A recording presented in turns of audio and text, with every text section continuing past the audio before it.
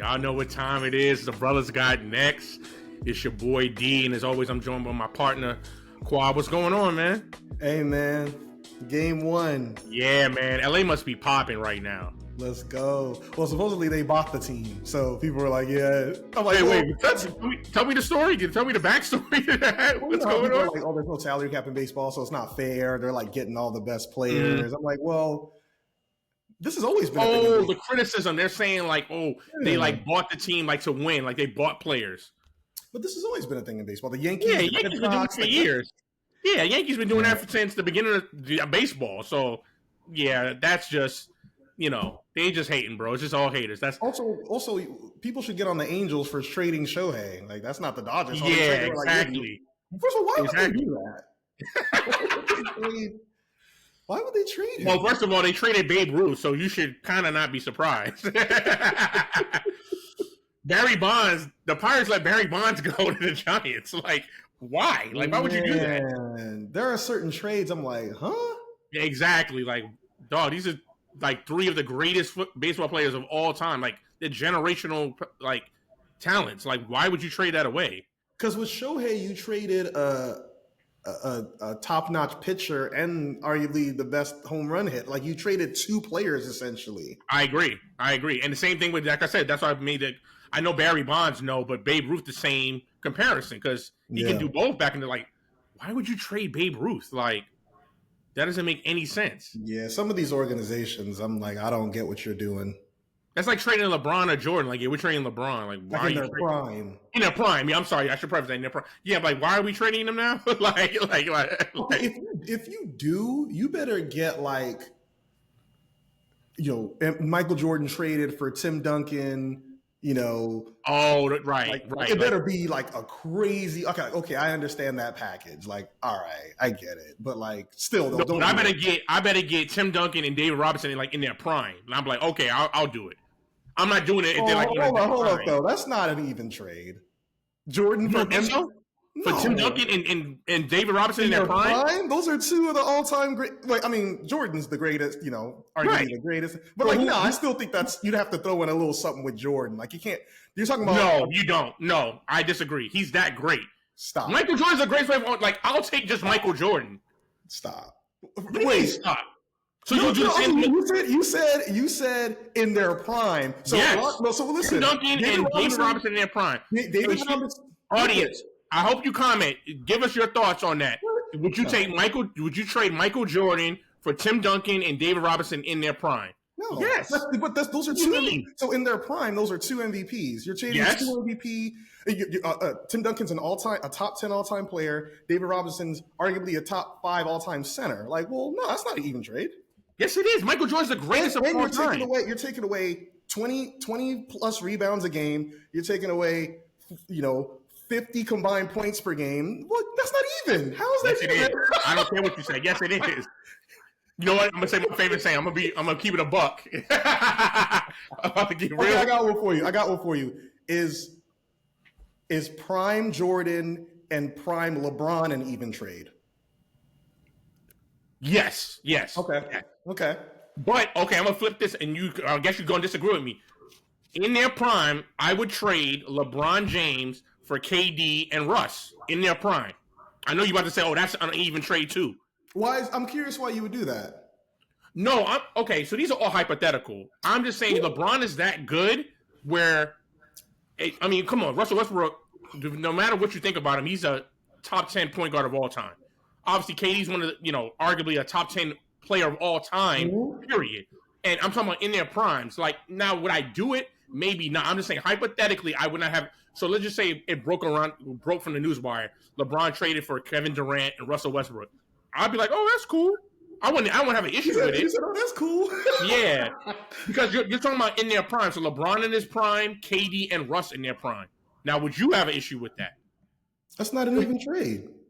For who? Like, give me LeBron and like, you know how these trades are. Give me like LeBron and like Damon Jones or something. Give me like a little. Why are we going in irrelevant players? Like, why? No, listen. Give me LeBron and at least like a pick. Like, give me like something. Because those are 2 all-time great players, like two. But you think LeBron is the GOAT? Wouldn't you say to yourself, okay, if he's the GOAT, if he's the greatest of all time, he's that good where I don't need another player. I can just will do just enough. He's still gonna come in. Remember, this is in his prime. He's still gonna come in and win you probably like 50+ games. You're gonna go to the playoffs. Now chips, I don't know, but yeah, like that's how I'm looking at it. Like, yeah, he's gonna come in and still do his thing. Well, that's where I don't get your logic for the Duncan Robinson one, because like I said, you're taking away like 6 blocks, 20 rebounds, 50 combined points. Like Jordan's not doing all that by himself. Like why? Yeah, but Jordan won without a center. You can plug in whoever. No, I'm just being honest with you. He had Cartwright, Will Perdue. Listen, yeah, Chad, I'm listening to these names. Listen to these names he had. He had Cartwright, Will Perdue, and Bill Wennington and Luke Longley as his centers. So you tell me you can't get one of those type of players on that team. And remember, the Spurs still has Sean Elliott. Now, Sean Elliott wasn't Pippen, but at Sean Elliott's height, he was really good. Yeah. So my thing is like, he might have been an All-Star once. Yeah. Yes, once. Yeah. So you give me Jordan, Sean Elliott in his prime when he was really good. You still got, as a point guard, yeah, because Jordan never really had a point guard. You got Avery Johnson. Yeah, we good. And then you plug in one of them centers, we good. So are the Bulls winning? Are the Bulls? They're contenders, obviously. Of course, yeah. No, I didn't say that. The Bulls, you got Duncan and Robinson in their prime. Yeah, they're gonna be really good. I'm not trading. I'm not them two in their prime for. No, I'm not doing that. Okay, so audience, I hope you comment on this. We want to really get your thoughts. And you gotta remember, like Robinson and Duncan are also great defenders. So, like, I don't think that's even. I'm not saying Jordan was a great defender. Are you talking about because you're talking about from the center, the big man position? I'm just talking about the value of trading those two for Jordan. Like, I just feel like those two bring way too much between all the things they can do. Like, yeah, but if you think Jordan is better than both of them, then why would you think that's a crazy trade? Like, Jordan can make up for those points. Like, he can average 35, 40. You know what I mean? Like, those two in their prime, dog. David Robinson in his MVP year averaged 29 points a game, dog. Like, what do we? And then Duncan in his prime averaged like 25 a game. And yes, if Jordan as the greatest player of all time, am I trading him for another player straight up? Probably not. But we're talking two. Right. We're talking two legendary players. Right. That's what I'm saying. I think he's that good. I don't know where the balloons are coming from. Would you trade Jordan for like prime Kobe and Shaq? Look, you're not doing that, dog. Like you're keeping Kobe and Shaq. I'm gonna think about it. Hey, listen. He walked off the set. Ladies and gentlemen, my partner has walked off the set. I'm gonna at least give it a think about. I'm gonna think about it. Now, I may not pull it, but I'm gonna at least think about it. You're coming from a standpoint of like, I get it. You're thinking like, okay, these players were great, and champions. These are also champions. Not like these champions, right? And I get where you're coming from. But what I'm saying is Jordan and LeBron are so good. I'm willing to make. I might at least some trades I may think about. That's how good they are. Like, I'm doing even with LeBron. Like, I'll say, okay, let me give you an example. Let me give you another scenario. So, would you take, I'm trying to think somebody that has, like, a good duo now. Who's, like, a good duo? A great duo right now. Yeah, like, there's not a lot of good duos. Do they have to be in their prime or just, like, currently? Yeah, in their prime, because everything's covered by their prime. Luka and LeBron. Yeah, well, you can't do that. You know what I mean? Because Luka's on the team. Wait, what are you asking? So would you trade LeBron for Shea and Jalen or Chet? We're talking prime. Prime, yes. Everybody's in their prime, hypothetically? Yeah. Because Jalen was an all-star last year. No, I'll keep LeBron. Right. I'll stay with LeBron. Right, so you wouldn't make the trade. No, I wouldn't make that trade. Got you. Okay. Although those are two, I mean, Shea is a great player, obviously. Right. He's in his prime. Well, is he even in his prime now? Yeah, I think he's in his prime. Yeah. His prime has definitely began. It's probably going to be Jalen was an all-star last year, so I'm just saying, like, you're getting two all-star caliber players. One who was an MVP. Obviously, the other one would have, is more of a Robin, but he's really good. Also, you know what I'm saying? You see Shea drop 55 the other night? Yes, but we're going to get into that. Yeah, we're definitely going to get into that. But, yeah, so you would keep LeBron. You would say, like, nah, I'm good. Yeah, probably. But going back to what you said earlier, so you said that prime LeBron is an even trade. Yes, it is. Because depending on what you need as the team, because think about it, one team may want like a kind of a facilitator but can score. Right. But if you're looking for a straight scorer, then Jordan is your man. You know what I mean? And he's a good defender. You know what I mean? He's going to defend. I agree. I actually think that's an even trade. And I think you made a good point. Like, what do you need? Because if you need a guy that can play like point guard, although Jordan didn't do it for a long stretch, but like when he had, he was averaging like 10 assists. It was wild. But all right, one more before we move on. Would you do Jordan prime straight up for Karl Malone and Stockton in their prime?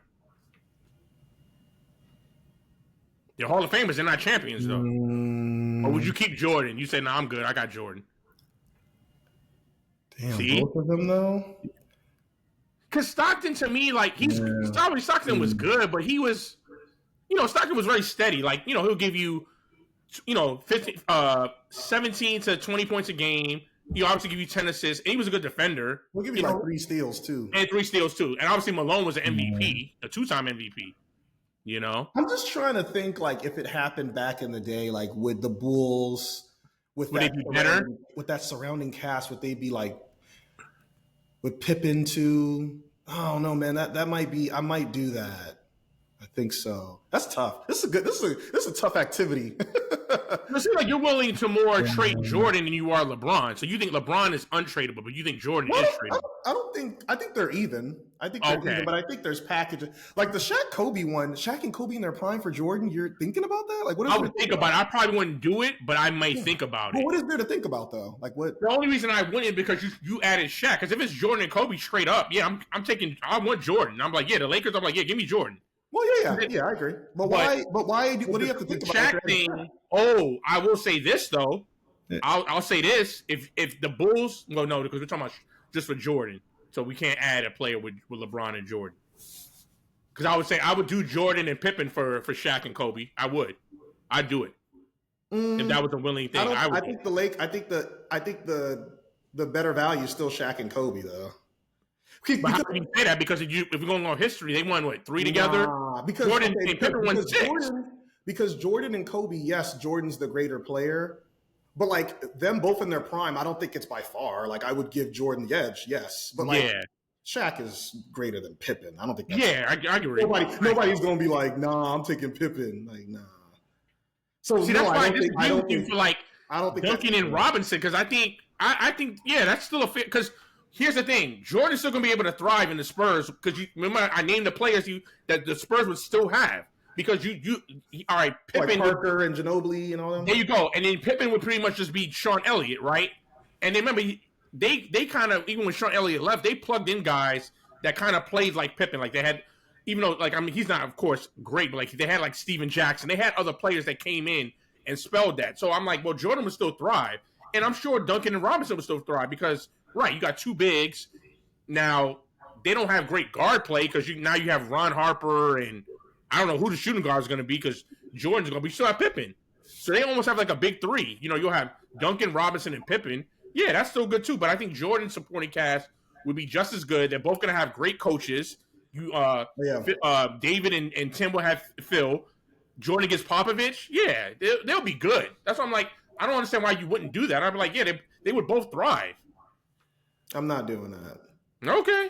All right. We'll see what our listeners think. I'm not doing that. Because I don't think they're on the same playing field as Shaq and Kobe. Like, I don't even think the Shaq and Kobe one's blowing me away that you wouldn't make that trade. Did I wouldn't? That you wouldn't trade prime Jordan for prime Shaq and Kobe. Like, why? No. Why? He's better than both of them. But that doesn't matter. It's 2 for 1. You're not trading it. You're still getting 2. You're getting 2 all top 10 players for arguably the greatest player. I think that's worth it. I don't know. It depends on the situation. Well, I guess because they still would have Phil, and you'd have who has Phil? Yeah, they would have Phil. That's why I think. Okay, so maybe you're right. I would. No, I mean, because I'm a Jordan fan, so we gotta take our fandom out of this. This is just this basketball, right? Like that's hard giving up with that benefit. Giving up MJ though, because I feel like the Lakers, even with that supporting cast, he could still, in his prime, he would still get it done. Like, but they're not going to win titles. No, without Shaq and Kobe. Yeah, because you need like. Man, that's the thing. Who's the coach? Because then he loses Phil. Whereas like that's why I think the Robinson one, the Spurs one is better because but everybody gains because they both gain good coaches. You still both gain a good supporting cast. Like I don't understand why you don't like that one. I don't get it. Like I just don't think the Spurs would be as good because you're losing so much with not having that. You just told me you still have Parker, Ginobili, Sean Elliott, Stephen J. You're gonna have all those guys with Jordan now, and you still have Pop as the coach. They're gonna be really good defensively. I'm not saying they wouldn't be good. I'm saying they wouldn't be as good. I don't think so. Yeah, but I'm only taking the Bulls a little bit. Like I'm not taking it where it's like, oh man, the Bulls with Duncan and Robinson are gonna be way better. I don't think they will. I mean, yeah, you still got Pippen, but you know what I mean? But they have no guard play, and then you're expecting like, I guess Rodman would still be there, I guess, but Rodman. Wait, why are we acting like Ron Harper was like the biggest scrub in the world? Like he was a solid point guard for that team, like for the triangle, like that's what he was perfect for that.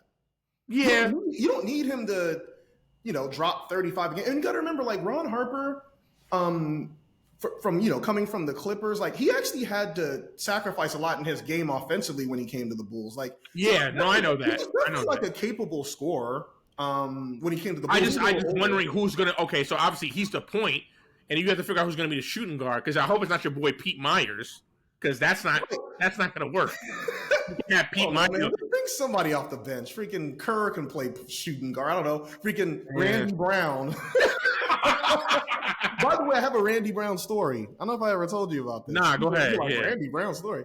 I was at a club in Vegas. It was Blue Martini. I was on the dance floor, and I'm looking at this cat. Ain't too many times I'm looking at dudes on the dance floor. Like, so I'm like, man, this dude looks familiar. And he was like, he's not like crazy tall, but he was definitely like taller than a lot of people in the room. So I'm like, oh snap, that looks like Randy Brown on the old Bulls player. This is probably like in the late 2000s. Yeah, so I go to him like, yo, when people meet celebrities, they always ask if they're who. You Randy Brown? Right, of course. Yeah. He's like, yeah, how you doing, man? He was real cool cat, man. Yeah, I like Randy Brown as a player. He was a really good like role play. Like he was that like spark they bring off the bench. Like when the Bulls needed like a little spark, he was the one that because he's a good defender. He for his size, he can get up. He can dunk. He was like only like 6'1", 6'2", but yeah, you know what I mean. So I like Randy Brown. Would you? I guess this is kind of easy. Would you say that the greatest bench player for the Bulls in that era was probably Kukoc when he was coming off the bench? Yeah, I think that's another thing. So you gain Kukoc with the Bulls. That's something. The Bulls, don't get me wrong, they still would have a great team because you're going to have Pippen still, Kukoc still. I guess, like I said, I'm prefacing because I know the only reason I preface is saying you may have Rodman because I know Rodman didn't really get along with Robinson when he was at the Spurs. So I don't know. He may be gone. He may be like, nah, I'm good. I'm out. But if they're teammates, though, they didn't get along the Spurs. Oh, yeah. So I don't see how that would work because I think Rodman would be like, nah. Huh? I don't see how he would fit into that. Ooh, right. Remember Duncan because Duncan's going to take it anyway. That's a trade right there. I say Rodman and Jordan for Duncan and Robinson. That's a trade. I'll do it. No. Jordan's too great. He needs to be by himself. No, he doesn't. That's what LeBron needs to be by himself. LeBron needs to be by himself. LeBron, okay, and I'm surprised you even say throwing a player with LeBron because LeBron does kind of everything. Like, what else do you need? All right, so then you need except the shooting was a little but that's about it. That's about it. You need to add more with the Jordan. Then I need. So if I'm going to give you LeBron, I need Jordan and like Randy Brown. You don't like that, Jordan to me. Jordan makes up like so much scoring deficit, and then you get a good defender. Yeah, I was the best player. I was half joking about that, but I do think that's even. The Duncan Robinson one, look, whatever. The one I'm stunned about is the Shaq Kobe Prime versus Jordan. I feel like you're like messing with me, like you're trolling me. No, Jordan's that great, bro. You know how I feel about Jordan. Jordan's the greatest. Not just basketball. I told you he's the greatest athlete of all time. To me, in my opinion, that's how good he is. He's untradeable to me. Him and LeBron, the greatest athlete. Him and LeBron are both untradeable to me. Like I wouldn't even consider any trade. Time out. Wait a minute. How do you determine? Like you said, not just the greatest basketball player, but the greatest athlete. Why does he get the greatest athlete claim? Like why? So, for example, if I wanted to say, well, no, it's Usain Bolt, or no, it's Michael Phelps, or no, it's Tiger Woods. Like why Jordan over those guys? Those guys were just as dominant, if not more dominant in their sport. Yeah, I'm not saying they're not, but I just said it's an opinion. It's not. I'm not saying nothing is fact here. It's just my thing is, well, I don't like to go off a list because obviously lists are subjective too, and everything's subjective. Mm-hmm. Do you remember the list that ESPN did probably like in 2000s? They're the greatest athletes of all time. Jordan was one. Mm-hmm. That was over Babe Ruth, Muhammad Ali, some of the greats that we know from the past. Now, obviously, the Michael Phelps, some of that stuff, they came after that. We didn't see them yet. At that time, they voted Michael Jordan the greatest athlete. And I'm not trying to use that as an excuse. I'm just saying, like, yeah, you can argue that Jordan's the greatest athlete of all time. Just like you can argue LeBron's the greatest athlete of all time. If somebody said, like, I think LeBron's the greatest athlete of all time, I'd be like, oh, okay.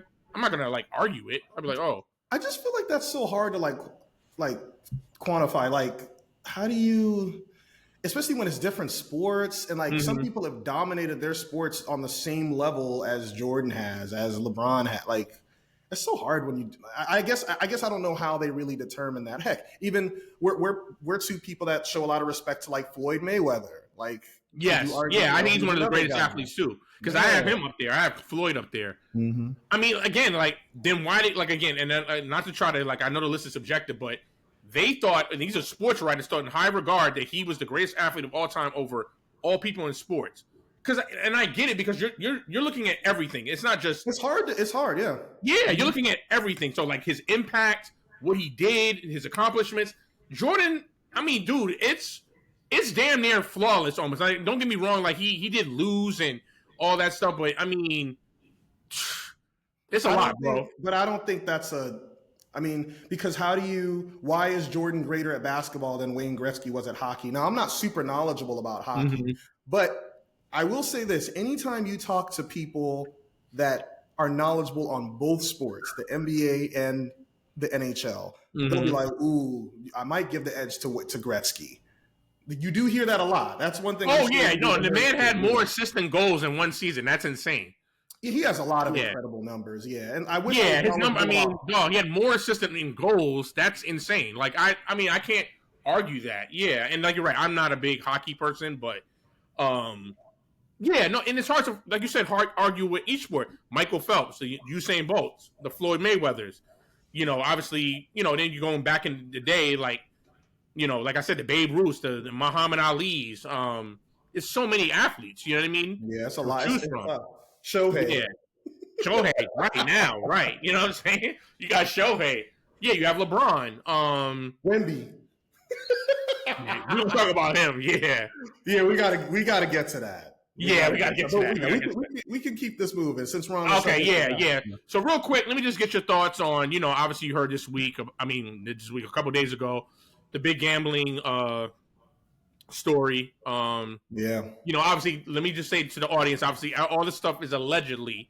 None of it's been proven in court, because we always say, innocent till proven guilty. You know what I mean? So it's all alleged at this point right now. But yeah, let me just get your quick thoughts on it. Like, what did you think when you heard the story? Were you like, wow, or were you kind of like, you kind of read it, looked at it like, well, let me wait and see when the facts all come out. Yeah, and I think you said it perfectly. I was just kind of waiting to see what happens, because initially when I first got the breaking news alert, I thought it was more related to like betting on NBA games. Like we didn't know what it was. It just said gambling. But some of it wasn't it? Some of it was. I'm talking specifically about Chauncey Billups, because he wasn't indicted. Yeah, I want to get to that. Right. I'm speaking more Chauncey Billups, who was indicted. Not the Terry Rozier part of it. Yeah, that's a other part. But I know Chauncey Billups was indicted by the FBI for like illegal poker game. Yeah. It's like, NBA, the FBI, that's what they're looking for. Like, there's so many. Listen, I don't care. I'm going to say my famous saying. I'm going to keep it 100. This is the Trump administration. I mean, I'm not really shocked. I mean, this is what they do. Trump he's on this like vindictive revenge list, and these leagues, as you know, if you go back to the history of how Trump has dealt with the leagues. Remember, he was shunned by the NFL. Remember, that's why he was trying to get into the UFL.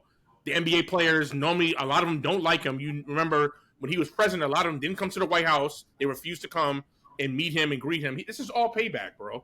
This is all him. I mean, I hate to get political on the show, but like, I'm tired of like trying to be like let me be politically correct. No, let's just keep it 100. Like, this is what this man's doing. You know what I mean? Now, if you like Trump, great, whatever.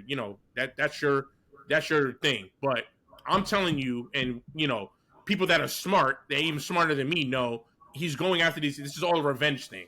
So when you say, "Oh, why are they focused on illegal poker, which is ridiculous?" Yeah, that's what they're doing. Yeah, so obviously it's going to lead to Chauncey Billups losing his job either way because I'm surprised that hasn't happened yet. I was actually shocked it didn't happen, and I know they're kind of waiting for things to come out, but my thing is like, from what I understand, this is what I've read, that he's already admitted at least that he was at these places, like he was doing this. Yeah, I don't think you can deny that part. Yeah, so off of that, just off of that alone, it's like, you're probably gonna lose your job just off that, because you could at least admit that he was there, right? He was in that presence. Now, did he do all this stuff? Right. We got to see if that's true. Maybe not, but you like, dude, you put yourself in at the scene and in that position. I don't see how you don't get fired just off that. Yeah, and these gambling policies with these leagues are so strict. So he knew what he was doing. There's a reason why it was like an underground. Like, he knew what he was doing was illegal. It's right, like, why would you put yourself in that situation, man? Exactly, bro. And as far as Terry Rozier goes, it's just like, you haven't learned your lesson from people that have tried to and now there's videos going viral of like him like making like bad passes. Like, it's horrible. I'm like, yo, what are you doing? But people can make videos up to make anything look true. Well, supposedly in the indictment, they said he was telling people like, yeah, I'm gonna play. He like told people like, I'm gonna play bad tonight.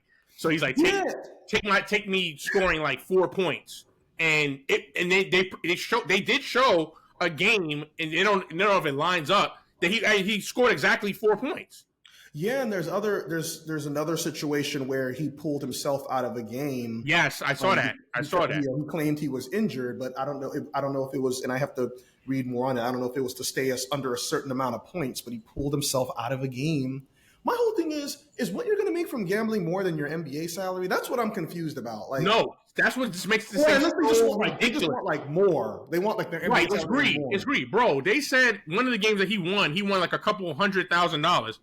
Terry Rozier in his career, bro, has made over $50 million. So you're telling me? I guess it's just an extra. You know how they always say like people should try to have an extra income. I guess it's extra. No extra income is worse than Zach Randolph. He was like a weed man. He was selling weed.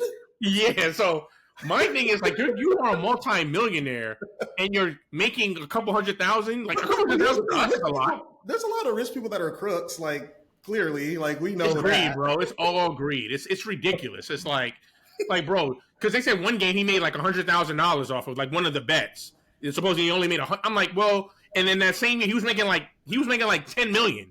So I'm like, that doesn't even equate. Why do you even need that? Like, why do you risk throwing everything away for $100,000 and you're making $10 million? Ultimately, now I don't know how much he's making now, but ultimately it's just going to lead to him losing millions and millions more dollars. Yeah, because you're gonna have to represent yourself, and then if you get convicted, well, now that money is that's it. I mean, I guess they'll freeze it or whatever, but yeah, you have nothing. Well, maybe not good. I don't know if prison would be the. I know. For example, about Chauncey Billups, you're indicted by the FBI. That's not going to be just a slap on the wrist. Like, yeah, but wasn't Terry Rozier indicted by the FBI? Yeah, I was saying that this could lead to like prison time. I just wanted to make sure I didn't misspeak on the severity of the situation. Yeah, that's what I'm saying. You're going to prison, bro. Like, and Chauncey, man, you know what sad thing? I've met Chauncey, really nice guy. Yeah, really nice guy. I mean, and listen, like, I'm not saying anybody. Look, I didn't know Chauncey personally. You don't know what we always said. We don't know what goes on behind closed doors in these people's personal lives. But just from the outside looking in, I was kind of shocked to see Chauncey. Like, I can think of a lot of other names I can think of. Like, oh yeah, that person, I can see that, but not Chauncey Billups. So that's the one that got me. Terry Rozier, he kind of seems like that. I don't know him, but just I don't know much. Yeah, just how he presents himself, I'm not surprised. But Chauncey was, and then going up with what Chauncey's made over his year. Dude, he's an NBA coach, and he made millions in the NBA. Just correct me if I'm wrong. Didn't he just make the Hall of Fame too? Like, yes, that's all. I'm like, well, what are you doing, bro? Yeah. Like, why would you want to tarnish all that? I don't get it. I don't get it. Poker. Right. Hey, I don't get it. It's just, I mean, maybe we don't understand because we're not in that world, and we don't have, obviously financially, we're not on that bracket, and I get it, but I just think it's so much other stuff you can do with your money or how you can make even when you're rich, you can make money other ways that you don't have to do that. You know what I mean? I don't. Thank you. That's what I'm saying. It's just so much. There's risk, but yeah, like like it's just so much other stuff. I would rather take I'd rather take my chances with the risk of investments than to like do something illegal. Like that's man. Like, dog, and it goes back to you're saying. I kind of laugh sometimes. You always used to say this in college. It's like, a lot of these people have they just have too much time in their hands. They don't, I mean, I wouldn't think Chauncey does. He's a coach. Like, he's not like retired, just chilling. Like he has a job, so I don't really. Yeah. I mean, and the fact that he was doing this during I can see it was like, okay, he was doing a lot of this stuff in the off season, but they said he was doing this like during the season, like he was coaching.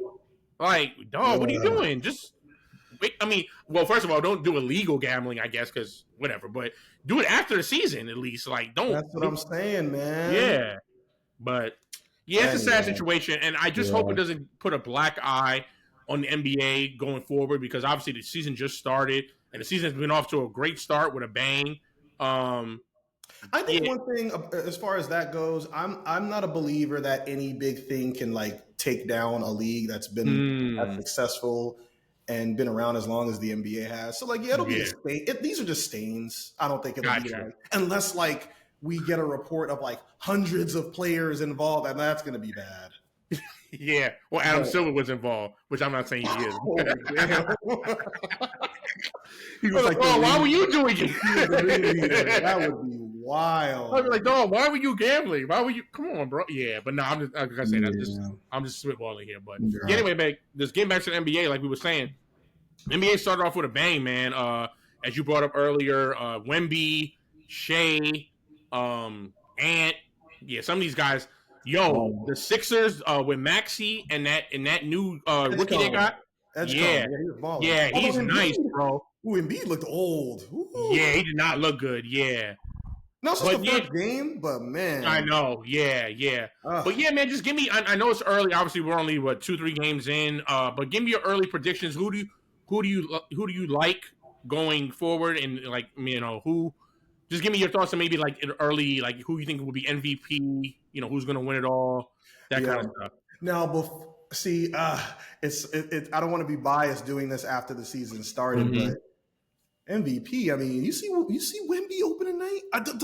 Okay, and I want to talk about Wemby for just a sec before I give you the predictions because one thing I'll say about you that I give you a lot of props for, you don't fall into the hype a lot. I'm still a little guilty of that. Especially with Wemby. Remember, I thought Wemby was going to be awesome. I'm like, oh yeah, right.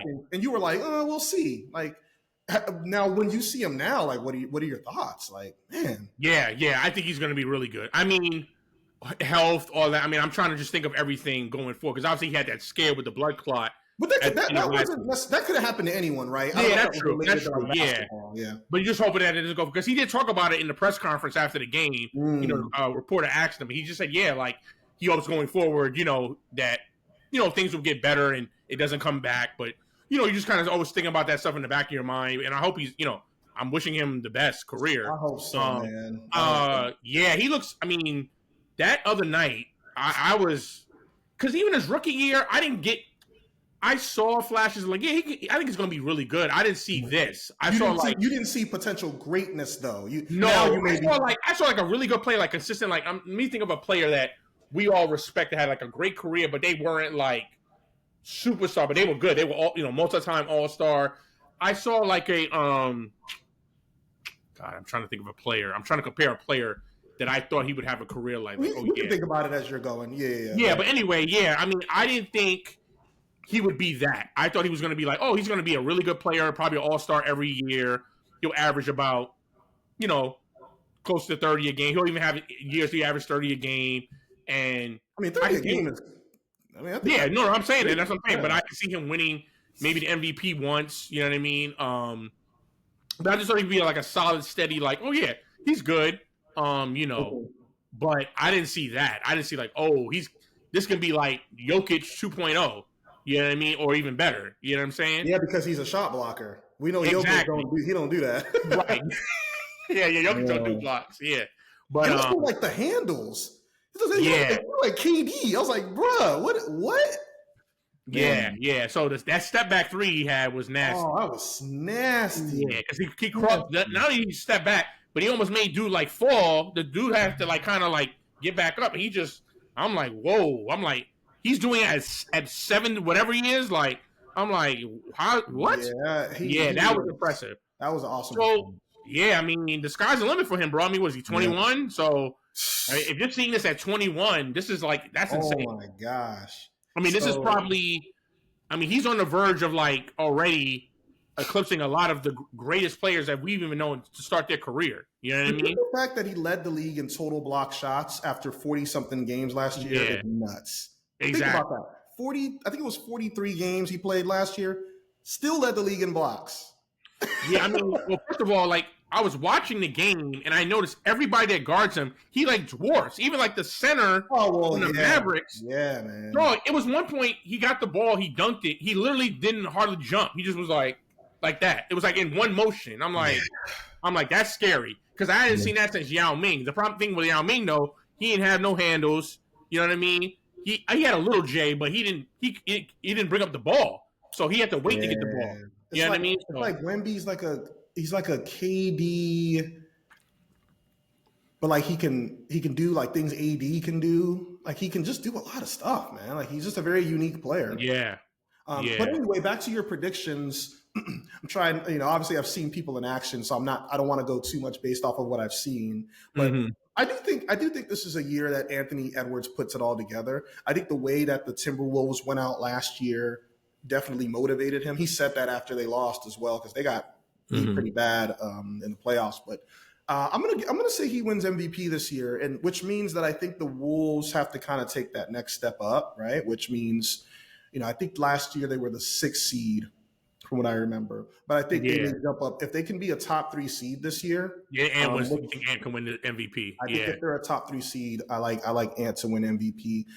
As far as who's going to the finals, I mean, it's easy to say the Thunder, right? Like they're a year better. Shea is just had 55.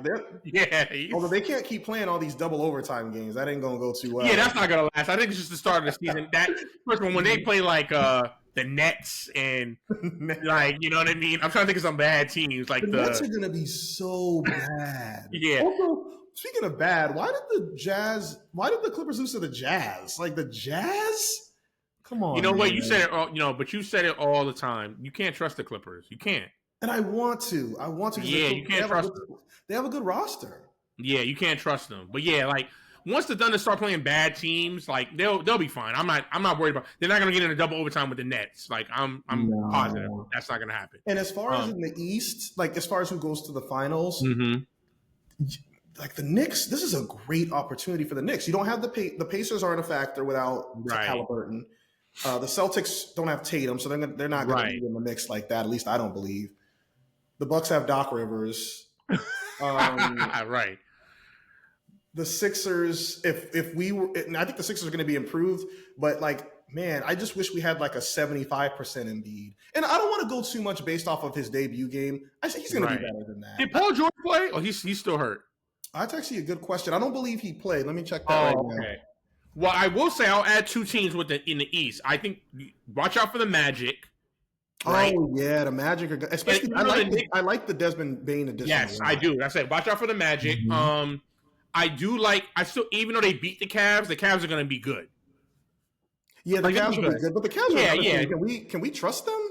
That's the only thing I was going to say. I don't know if we can trust the Cavs. They're like the Clippers of the East right now. Right. I don't know if we can trust them, but yeah, I agree with that. I think the Knicks have this is their year to kind of, if they're going to do it, you got to do it now. Like make the finals. I'm not saying you're going to win the ship, but at least just get to the finals. You know what I mean? And Paul George is injured, by the way. Still left knee injury, so he's going to be out for a bit. Yeah, but I think in the West, bro, it's kind of, besides, even with the Thunder, it's kind of wide open, man. Because even though the Rockets lost, they look good. I mean, they took a double OT. Yeah, they're pretty good. Sengun is a problem. Like as you said with the Timberwolves with Ant, if they can be in the top 3, they're right there. Don't count out the Nuggets. I know the Nuggets, they lost in overtime. Dog, Aaron Gordon had 50. You saw, Curry balled out too. He did, of course. Yeah, he coached. Yeah, But 50s, right, the Warriors, crazy though. Aaron Gordon. yeah, he's been. You know what? It's funny. He's been balling ever since those playoffs last year. He like, has, but I didn't expect 50 though. No, I didn't expect that either. But I start to see like, yo, Aaron Gordon is looking like, yeah, he's been balling. Yeah, and I think that's a good sign for the Nuggets because you already have Jokic, and if Murray can be healthy, and you add Aaron Gordon, now that's a big three. Yeah, I think they can. You can do something there, and I think they improved their bench. They went out and got Vujovic from. I think was he with the Clippers last year? Oh, yeah, right. They went and got they got some bench help. So I think that the Nuggets are going to be, like I said, Nuggets will be right there. I think the Warriors will be right there. I would say it's at least 4 or 5 teams in the West. You can kind of say like, yeah, they can be right there. You put the Lakers in that mix? I don't. Dog, they play. Were you referring to no defense? I watched that game. Dog, they play no defense. And I thought Redick's thing was playing defense. Like, they can score with anybody. But, I mean, let's be real. We always knew Luka wasn't a great defender. Reeves is not a good defender.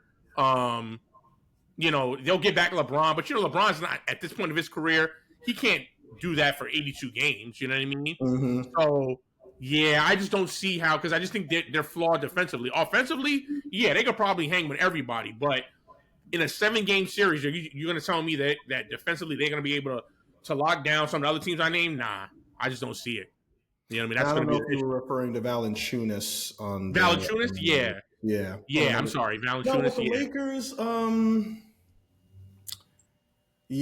I now even when LeBron comes back, it's just like I can't put too much on. You can't put too much on LeBron at this point. Like, yeah, he's probably going to give you maybe 23, and he'll do his LeBron thing. But like at this point, Luka's now the primary scorer on that team. Of course, yeah. It's his team. Now, you did bring in DeAndre Ayton, who has underachieved throughout his career, but he's going to bring the rebounding that we were severely lacking over the last couple of seasons. But is he going to be there when they play? Like, is he going to be in is he going to be prime time when you got to play the Thunder? What we don't know. We've never seen him perform on that level. Well, remember he's been to the finals before with the Suns. What I was saying is we've never seen him perform on that level at a high level on that level. Exactly. So that's my thing with him is like, okay, he was young. He was young when he was for the finals. He was, because my thing is that's cool for the regular season, but when we get to playoff time, you're playing some of the best teams, and can you rise to the occasion and kind of be like how Julius Randle was last year for the Wolves? Like he kind of was like, okay, can you be that?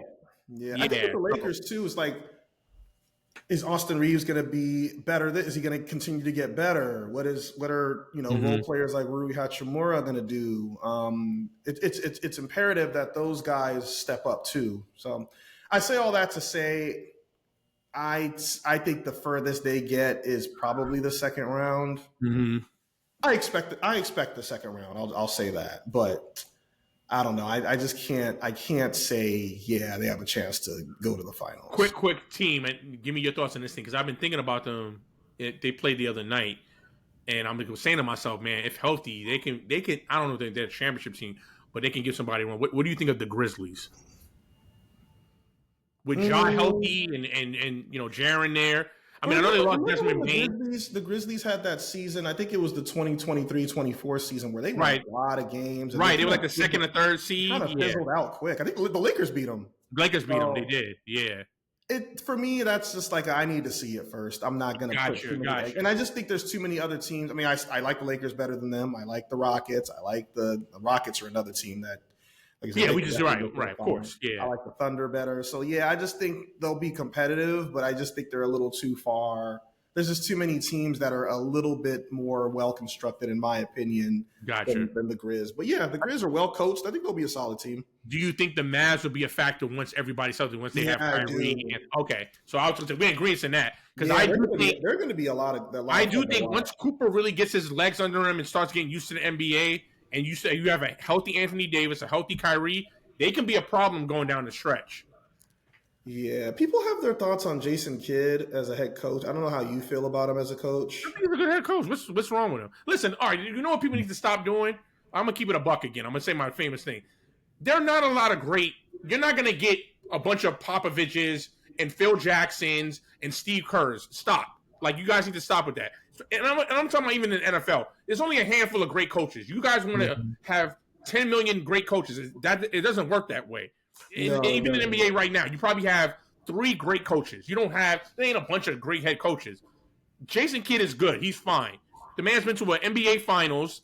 You know what I'm saying? Like, when he only had Luka and Kyrie. So it's like, come on, I don't want to hear that nonsense. Oh, I don't know about Jason Kidd. I can understand if you had Doc Rivers or you had somebody like, you know what I'm saying? I'm trying to think of, or even like, I'm going to be real, like the Knicks having Mike Brown. Like, yeah, like I can understand you questioning that. But Jason Kidd is like, why are we questioning Jason Kidd? Yeah, like, I think he's fine. I think he's fine. Yeah, he has. Tell me who, okay, as your famous saying goes, all right, you get rid of him. Who you going to go get? Go.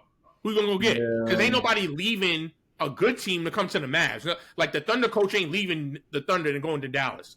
That ain't happening. He just want a chip. Yeah. So, I think with the Mavs, the thing with the Mavs, though, is they need somebody to be the true, like, number one guy.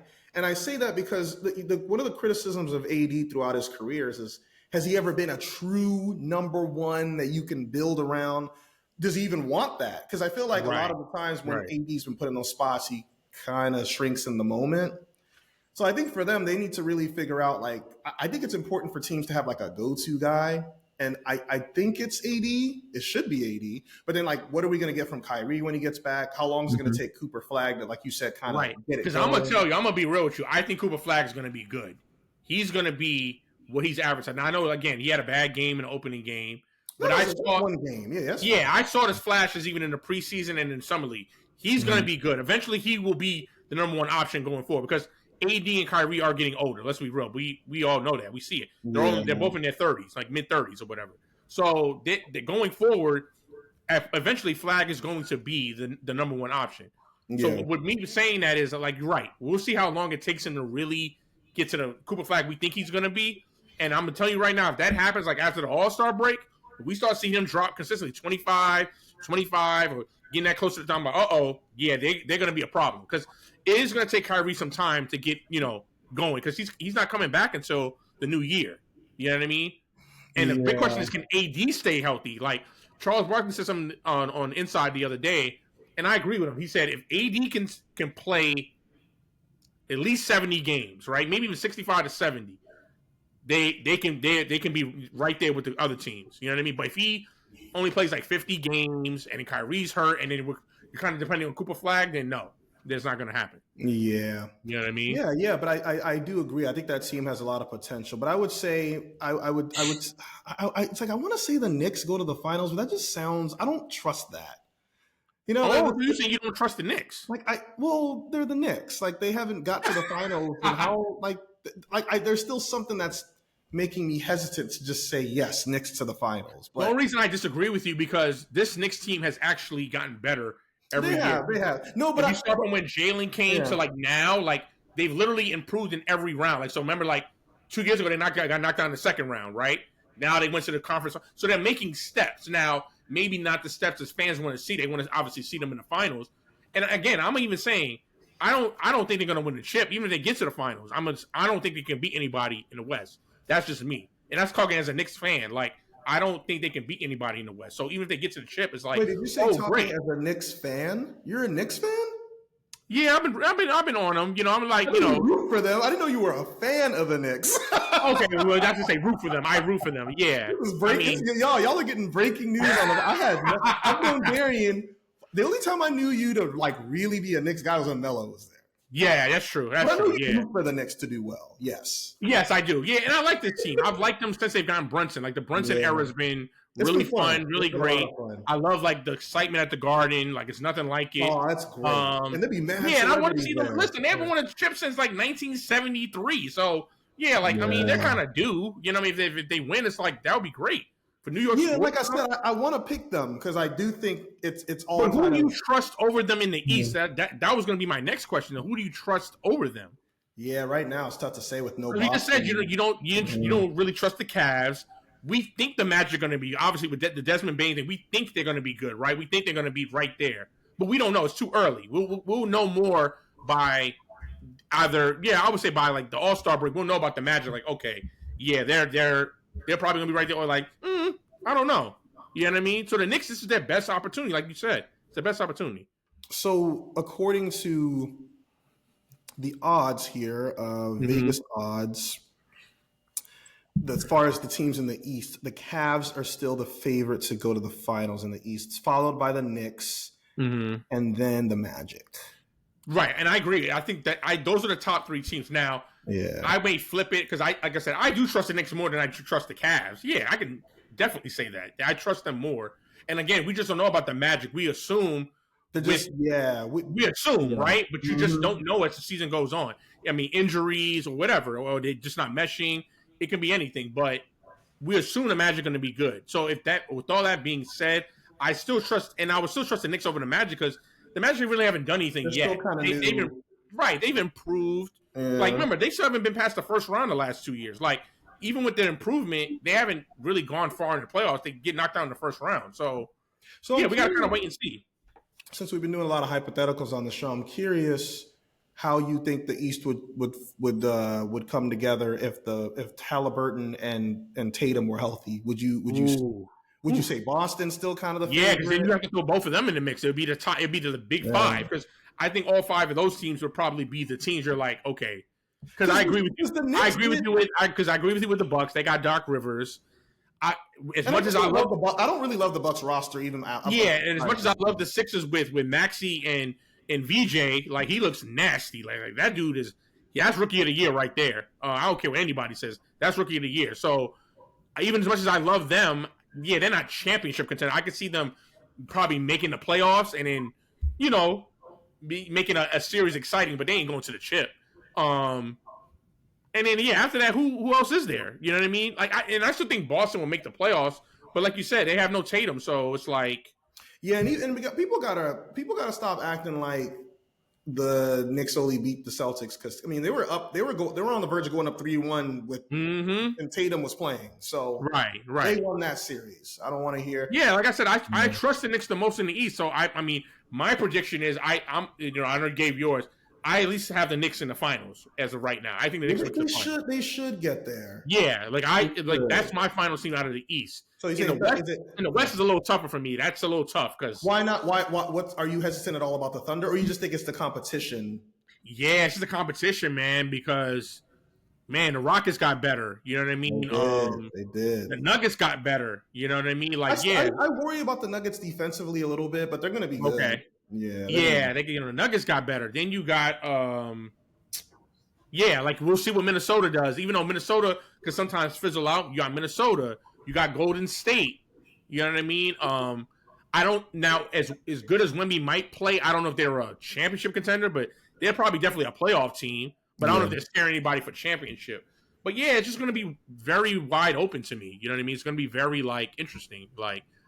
So in the West, as of right now, I probably would still take the Thunder just because they're the defending champs. I mean, they have the best chemistry out of everybody because they've been together. Same coach, same roster. They didn't really lose anybody. You know what I mean? Yeah. So another team that should be better, and you're probably going to be like, you definitely don't trust this team. I feel like you haven't trusted this team since we've known each other.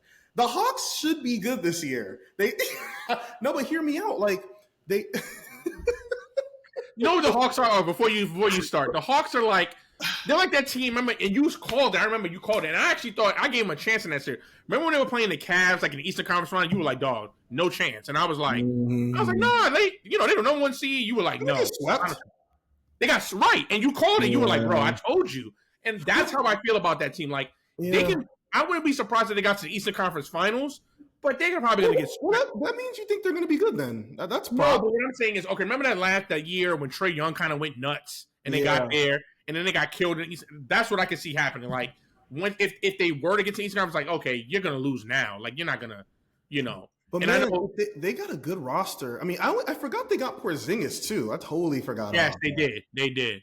Yeah, if you include Jalen Johnson, they got a nice roster. It's just they're the Hawks. So Thank you. I was going to say that. Yeah, you said it. They're the Hawks. Unfortunately, sometimes that catches up with you. But I wouldn't be shocked. I wouldn't be shocked No.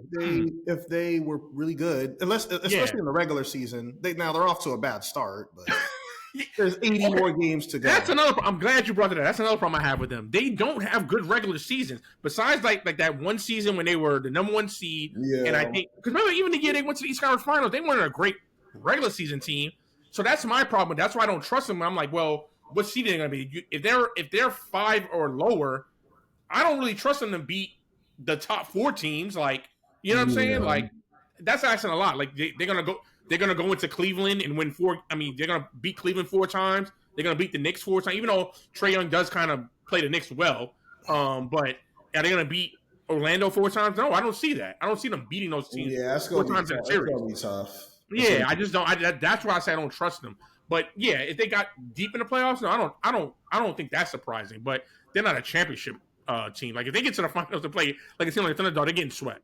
That's one thing I'll say as we wrap up our NBA talk is I really enjoyed the ESPN's Inside the NBA on ESPN. I thought man. And this is what I kept telling people, like, don't worry about ESPN knows, like they got to let these guys be these guys, because if they have any inkling that they can't be themselves, they're going to be like, yeah, we're not doing this. And that's too much for ESPN to lose. ESPN's willing to take that risk. Like, look, as long as y'all, and they're never, they took that line, but they're never like, yo, that was mad, offensive, or they don't cross the line as much as people may try to act like they do. Nah. And just to kind of continue on your thing, man, I love the NBA being back on NBC. Like, yeah, that's really cool. Watching the other night, that intro, like, oh, that was great, bro. It brought back so much nostalgia. Well, it made me feel kind of old because these younger players. Oh, of course, yeah. But just like they were showing old clips of like the Knicks, Bulls. Yeah, that was that was a great era. Rockets, Jazz, or Supersonics. Blake. It was dog. I was like, yo, it was like the golden age of the NBA. That was. I mean, look, everybody argues what was the best era. Was it the 80s or the 90s? I mean, obviously, I was born in the 80s, but I'm going to always say the 90s were the best of my life. The 90s NBA was the best, hands down. I don't think – dude, at one point in the 90s, the NBA was bigger than the NFL. That's how good it was. They were getting better ratings than the NFL because, well, obviously, and a bigger part of that was Michael Jordan. Obviously, I had to say that caveat because, I mean, Bulls games were like must-see TV. So – yeah, man, I just think the 90s were the best because I'm like, bro, when you think of how big the NFL is now, I would never even think in my mind it would be a sport bigger than the NFL. But the NBA accomplished that in the 90s. Yeah, the NBA in the 90s. You know what I mean? The NBA in the 90s. I mean, and I think for us, we'll probably say it's the best era because, like you said, the age we were at. Like we were like pre-teens going into teenagers. Yeah, like the 80s. Yeah. I mean, I have no recollection of the 80s basketball. Me neither, right. Yeah. Dude, in 89, I was 6. So, but the 80s, they're good basketball. From a historical standpoint, when I go back, oh man, it was sick. Because like a lot of people say, well, it was kind of dominated by the Celtics and the Lakers, which I'm fine with it. I mean, the 90s. I mean, if you talk to our brothers and even our parents, they might say the 80s was better because they're like, yeah, you're right. We didn't see it. They're like, you weren't there, but we saw it. I mean, the 90s were kind of dominated by one team, and that was fine. Yeah, but it was still great basketball, though. Yeah, the Bulls won 6. Awesome. But the players, I think for me, that era of players is what really I agree. Charles Barkley, not Jordan aside, Charles Barkley, Hakeem Olajuwon, Penny Hardaway, Shaq, Kobe, Iverson when they first came in the league. It's just man. I just think 90s, man. The sneaker game. People really got into basketball sneakers. Yeah, that's when I really got into it. Because like my mom bought me shoes when I was young, but in the 80s. But I don't remember that. When I got to the 90s, bro, I remember my brother had the 6s in 91. I was like 8 years old. I was like so jealous.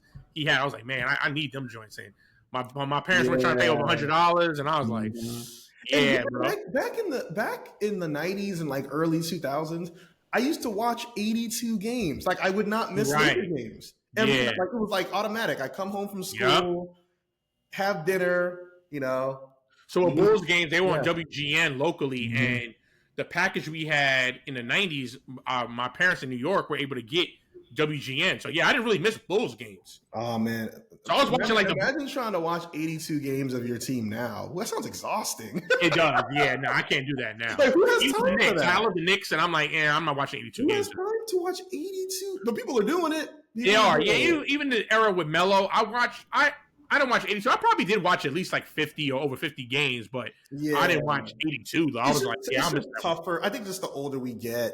Right. It has nothing to do, like, people do it and props to them. And I'm not saying like who has time. Yeah, I mean, like, dude, there's people that watch 162 games of baseball. Yeah, are there people that do that? Yes. So as good as my dad was a huge Yankee fan, he either goes to the game or he will go home and watch it. I lied to you not. Shout out to my man Brian. I can understand the game being on. Like, yeah, like you're doing things around the house, putting the kids to bed, and the Yankees are on. Like, but I'm talking about people that are locked in, like all sit 162. Like, are there? That's crazy. Yes, I'm telling you, dog. This dude Brian at my job locked in for 162 games.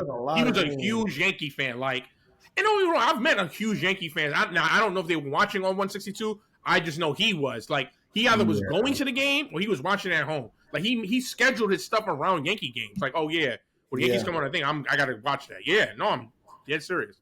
Wow. Speaking of baseball, yeah. So, Dodgers in the World Series, no surprise, to be honest with you. You know what? And I got to give you props, man, because the one thing you said came to fruition. Remember before, when the playoffs were going on, I think right before the playoffs, you said, listen, the Dodgers, if Betts, Ohtani, Freeman, Rodriguez, they all get hot, it's a wrap. And what's happening right now? Yeah, that's the thing, right? It's like, and even like Teoscar Hernandez, like there's so many people in that lineup. And then like the problem is that even like the back end of the lineup, like Tommy Edman, like the last hitter in the lineup can hit a home run. Right.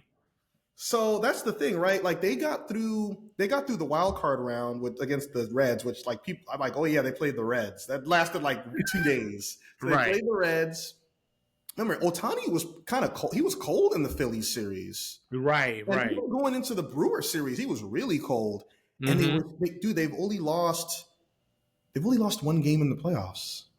Yeah, they're doing that 0-1 Laker they're trying to go for that 0-1 Laker. Yeah, because they beat the Reds twice. They beat the Phillies 4-1 and they swept the Brewers. So like, and this is with Ohtani. He really just got hot towards the back end of the Brewers series. So like, you get him on a heater. Freeman's going to be Freeman because he always performs in the postseason well. Betts is going to be Betts. It's just a lot to ask for. Now the Blue Jays also have, we know George Springer and his history in the playoffs. Especially they obviously got Vlad Jr. Yeah, and George Springer has a history of he had a huge home run with the Astros against the Dodgers, and so he's super clutch. Yeah, like you said, Black Guerrero. But I think what it all comes down to ultimately is the Dodgers bullpen's not great, but their starting pitching has been incredible. Like right. Snell, whether it's Yamamoto, heck, Ohtani. It's like they have so many guys that just aren't allowing a lot of hits right now, man. The key with beating the Dodgers is because the Dodgers aren't like a super high scoring team. Like you won't see a lot of games with the Dodgers dropping 10 or 12. So that means the pitching that really has to be on point. But ultimately, I just think they're going to have too many advantages against the Blue Jays. Now the Blue Jays are a really good team. They have home field advantage, which doesn't matter as much in baseball. It's going to be a tough out, man. But I like the Dodgers to win. I'm going to say like probably 6. Yeah, so I look at how both teams got through the playoffs, right? Like you said, the Dodgers made easy works of the Reds, and then they lost that 1 game against the Phillies. Yeah. And they swept the Brewers, right? So kind of an easy kind of going, postseason. And I'm like, because it was easy even last season. And a lot of people say that team last season was better, but you know what I'm saying? Mm-hmm. So, and they went through a harder kind of run than this team. And I look at the Blue Jays, and obviously the Blue Jays were number 1, and they just had such a hard time getting through the postseason. Like once they got to, because remember they went 7 games, in the ALCS. What a heartbreaker for the Mariners. I know, man. Like, they've never been to a World Series. They were up 3-1 in the 7th. Like this is like that's a heart. Yeah, I know. Dog. Yeah, and I agree with you. I just think it's too much for the Blue Jays to overcome. I now, yeah, can it be close and can it be? I don't think it's right. The Dodgers. I don't think the Dodgers are going to sweep or even win the 5. Like I agree. I look at it more of like in 6. To me, the only way the Blue Jays have a chance in the series is if they make it high scoring, where it's like a lot of runs. Because, like you said, the Dodgers they're not used to scoring a lot of runs. Not to say they can't. I'm not saying they can't put up. They definitely can. They just haven't. Right, they just haven't done it. So I don't know if you're going off that history. Like, okay, the Blue Jays have done it. They've been doing it the whole postseason. So it's like, all right, we used to this. Like, you want to get 10 runs, we can go for 12 runs. So yeah, we can do that. But so to me, that's their only chance if they can get the Dodgers into a high scoring. Because then anything can happen. You talk about scoring 10 plus runs, it's anybody's game. And then it comes down to who's clutch. You know what I mean? Like whether it's Springer, whether it's Freeman, you know what I'm saying? So that's the only I feel like if the Dodgers make it what they've been doing, like making it less than 5 runs, 4 runs here, 3 runs there, yeah, the Dodgers are probably gonna win with no problem. You know what I mean? If they make it low scoring. Yeah. So yeah. I will say this too. Ohtani batting leadoff is also very interesting. Like that the Dodgers have like him. Like you would think, because like if you think of like the Yankees, right, with like A-Rod, and correct me if I'm wrong, because Jeter usually batted leadoff, right? Yes. Mm-hmm. I think like A-Rod was like third or like third in the lineup. Yeah, so they'll switch it up. Sometimes he was 3rd or 4th. Oh, okay. Yeah, because like Mark Teixeira. I'm thinking of that particular era. So I think like Mark Teixeira was right before A-Rod or right after A-Rod. He was, yeah. Because sometimes they would put A-Rod at the 3rd, sometimes they put him at the 4th spot. It was but they would, Teixeira would like switch off. Yeah, they would switch off, right? Yeah, sometimes they would move up like who was on that team? Like Brett Gardner. Sometimes would go to 2 with Jeter, so they'd have 2 guys that could hit.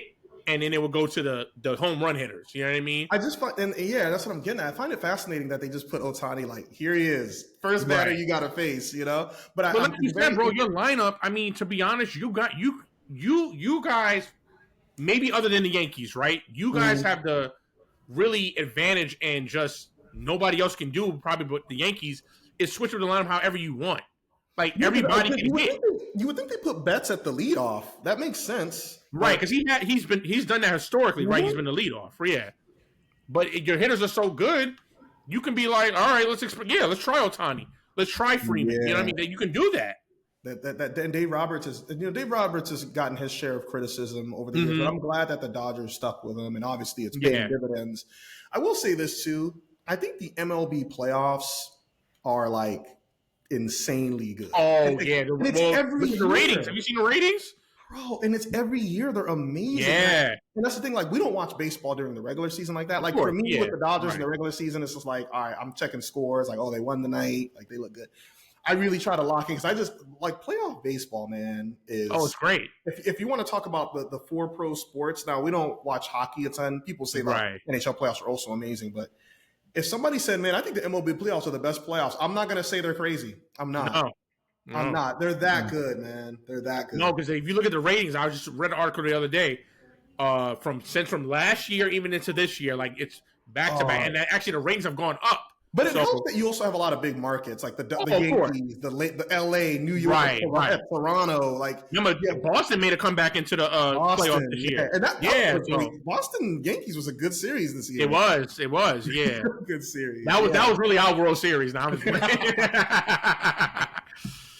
yeah, shout out to my boy Eagle. I never called him and talked trash, but that's right. But that was a real. That's it. But yeah, shout out to the MLB playoffs, man. Yeah, man. No, they've been great. And I'm with you. If somebody was to argue and say they were the best, I'd be like, yeah. Oh yeah, I think they have a strong case. I can't argue. You know what I mean? So yeah, but yo. That's going to do it. We wrap up. Real quick, we'll do rapid fire, man. How you feeling? Now, we should drop this episode before this game, but just work with us here. How you feeling? How you feeling about Cowboys Broncos? I think the Broncos got it, man. I actually don't give us much of a chance in this game. Historically, we haven't been good. We haven't beaten the Broncos, I think, since 1992 or 93 or something like that. Wow, yeah, and that's whether it was in Dallas or Denver. Yeah, so historically, we're not good against them. I think Dak is 0-2 against them, and both of them were blowouts. I just don't think it's a good matchup. For some reason, it's like you always said with the Steelers. Like I remember, like at one point, you guys couldn't beat the Raiders, which was weird, right? Where they suck. Like at least I know they suck now, but with Denver, I think it's just one of those things that it's a bad matchup for us, so we don't do well against them. They just one of those teams that have our number, and I don't see that changing. But I know they had would you say that's the same though? Because you guys don't play them often. Like, because we don't. But I just think like it's just certain teams that have our number. That I mean, I'm a Cowboy. I watch every game, so I watch who we play, and I've seen like we can't beat them. Like I was even going over the other day, like the teams that we like historically beat all the time, the teams that we kind of always have issues with, and they're one of them. Denver's, like I said, we haven't beaten them since the '90s. So, I don't give them much of a chance. I don't know if it's going to be a blowout, but I think Denver will win pretty comfortably. I can see Denver winning by 10 points, 2 touchdowns. That's just me though. But I don't give us much of a shot. Like I know the Giants went in there and lost a heartbreaker. I don't think we can duplicate that because they're going to be more now ready, prepared for that. I also think us having the number one offense and they having the number one defense. I've always told you, I would take the number one defense over the number one offense any day. So that's another thing too. I was going to say, like, I'll always take the number one defense over a number one offense. I think the key, and neither of us said one thing about this particular matchup, but how is the Broncos offense going to look against a Cowboys defense that's playing with a little more confidence now? Yeah, so I don't think Bo Nix has been that good this year. I don't know if people have really noticed. I'm like, he hasn't really looked great. He's such a great athlete. He's so good with his legs. Yeah, he is. I think this game is going to be closer than you think. Like, yes, I could see the Broncos winning it, but I don't think it's a 2-score game by any means. I think this could be one of those games where, one, we're going to see how really good the Cowboys offense is. Like, if the Cowboys can even drop like 27, I'm like, whoa.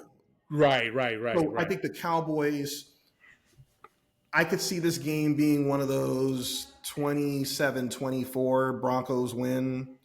But once again, I don't really love the Broncos offense. I think Javonte Williams, I'm not one of those like, you're going to get revenge. I don't care about that stuff. Right. He's been playing really well, had over 100 yards again last week against the Commanders. So I think it's going to be a tough competitive game that I think the Cowboys are going to surprisingly be in until the last moments. But I could see it being one of those like Broncos win by a field goal at the end. Yeah, and to be honest, I think that's a win for us. And I agree with you. Like, let's say we lose, like you said, we score 27 and we lose 30-27. Obviously you don't want to lose, but I'll take that as like, okay, going forward, like you said, like, whoa, they did that against the number one defense. You know what I mean?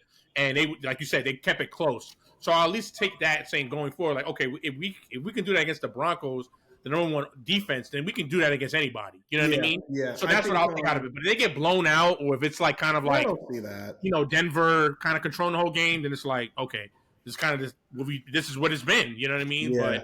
But and it's hard to play in Denver, man. Going up with that altitude and everything. Tough. They're very tough at home. Yeah. So Pickens was talking this week, and he mentioned about the altitude. They asked him like, going to the Denver game, how do you feel? And he's like, man, it's tough to play up there, with the altitude and everything. He said it himself. So. Yeah, well, I mean, listen, obviously I would love a win, but like I said, I would take what you said, like keeping it close, showing that you could still put up points on a really good defense. Yeah, I would take that, but we'll see. But, speaking of my game, how do you feel Sunday night, man? Oh, that's gonna town, emotional. That's gonna be an awesome scene, man. Yeah, bro. I mean, Aaron Rodgers is gonna get to see it for the first time. Now it's not in Green Bay, obviously, it's in Pittsburgh. But still, that's going to be awesome. What? I actually feel good about this game. So the Thursday night game, I didn't feel great about because historically the Steelers on the road Thursday night just don't win. Okay. Flacco. I'm going to speak when you're done. I do want to speak about y'all defense though, just real quick.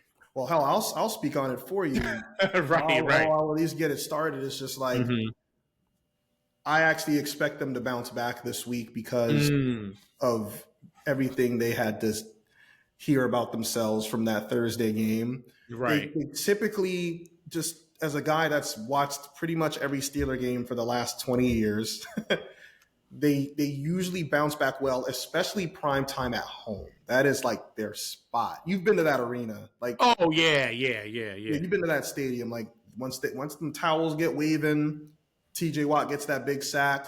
Yeah, and the Packers are interesting because they're 4-1-1, but they've looked a little inconsistent offensively. And Yeah, But Mike is starting to come on though. Obviously, you saw what he did last week. Yeah, so you always got to account for him. You know what I mean? Absolutely. And one thing I'll say that I've been very impressed with the Steelers is their O line. They haven't allowed a sack in 2 games now. So Rodgers has not been sacked. Yeah, so they're really starting to come together. The run game, Jalen Warren had over 100 yards last week. So the offense is actually starting to really come together. It's just that the defense, which I expected to be top 10 easily, hasn't been. The NFL is just crazy, man, because that's not the problem I thought we would have. I thought it'd be like, man, is Rodgers going to look too old? Right. Whereas Rodgers hasn't been perfect by any means, but man, he still makes some really nice throws and some really nice plays, man. He really does. So I've been overall happy with the Rodgers edition so far. Like I said, not perfect, but I say all that to say I expect the defense to play a lot better, and I do like the Steelers to win. I'm gonna say maybe like a 24-21 kind of game. I'm gonna go Steelers there. Yeah. So to get to your defense and in talking about this game, I think it all hinges on your defense. If your defense plays well, you'll win the game. Just be decent. Just be solid. You guys can score with them. You saw what we did to them, even with the tie. You could put up 40 on them. You know what I mean? And their defense is good, right? Who is? The Packers defense. It's good. So this is what I think with the Packers. I think they have good players on their D, right? Yeah. But collectively, they don't play good as a whole. Yeah. So they have like Micah. They got the dude Gary, who I like. Yeah, Rashawn Gary is good. Yeah. But then it's like the rest of them are like, okay, those two are really good. We already know that. Off the bat, we know, okay, they got those two. But then it's like they can't play good collectively. Like Micah will have 3 sacks, but then they'll still give up big plays. It's like, huh? So that's my thing with them. Lost last week because that's what I'm saying. So Micah, to be honest, and I know, well, maybe not. And obviously, like you said, Rodgers hasn't been sacked in 2 games. But let's just say, for the sake of argument, Micah does get to Rodgers and gets sacks, right? Okay, y'all can still go put up 30, 40 points because they're so inconsistent during the game. Like, he'll do that in one drive, and the next drive, you're like, oh, what was that? Like, you know what I mean? So, again, I'm going to go back. I think your defense is the key.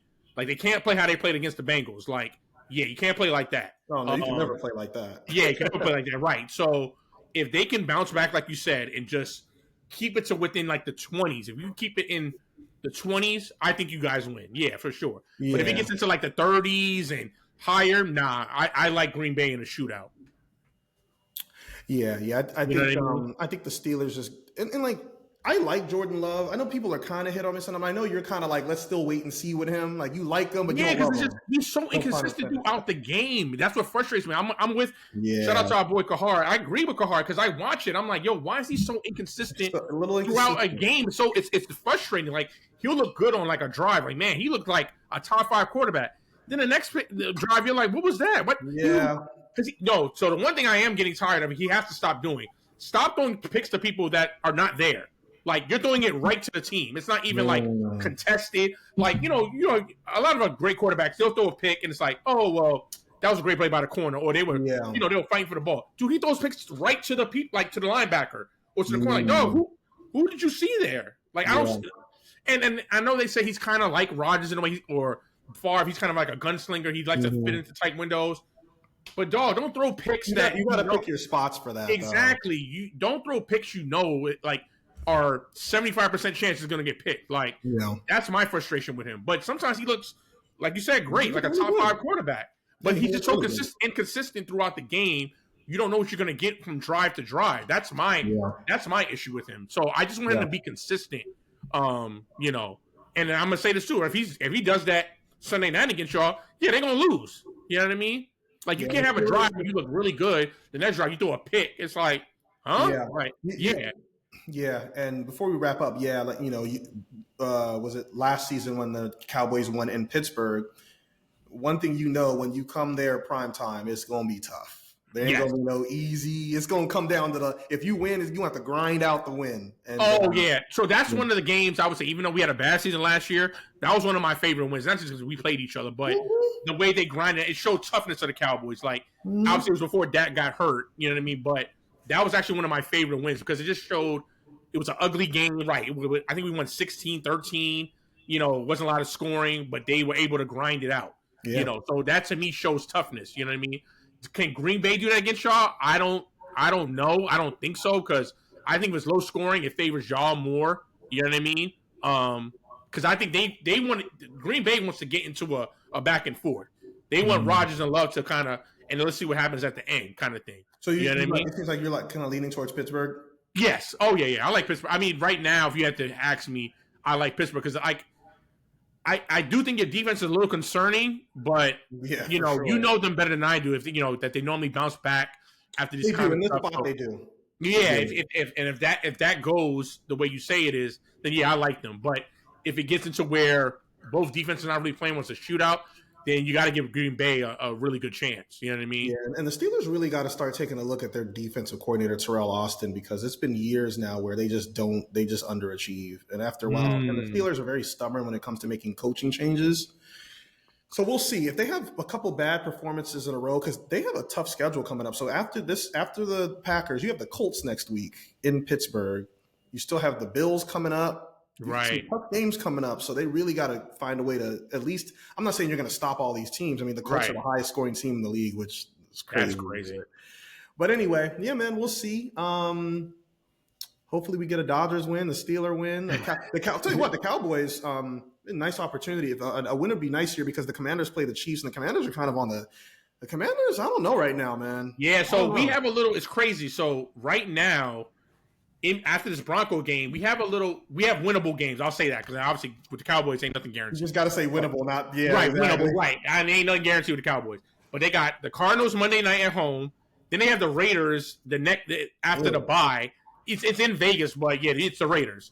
But after that, it gets real tough. We have a stretch where we play the Eagles, Chiefs. I think we play the Giants again. The Giants are starting to play better. We have the Chargers. We have Detroit.